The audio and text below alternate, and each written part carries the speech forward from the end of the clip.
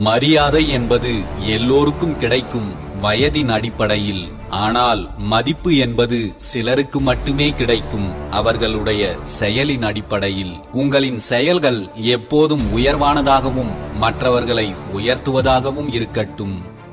கண்ணாடியில் இருக்கும் அழுக்கு எப்படி நம் முகத்திற்கு சொந்தமில்லையோ அதைப் போலவே நம்மை பற்றிய மற்றவர்களின் எண்ணமும் சிந்தனைகளும் நமக்கு சொந்தமில்லை.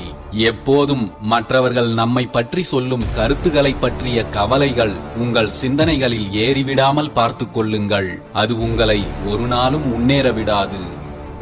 அடுத்தவர்கள் சொல்லும் விமர்சனங்களை கடுகளவும் கவனிக்காதே. அதை கவனிக்கத் தொடங்கினால் உனது மலையளவு வெற்றியும் சரிந்து போகும்.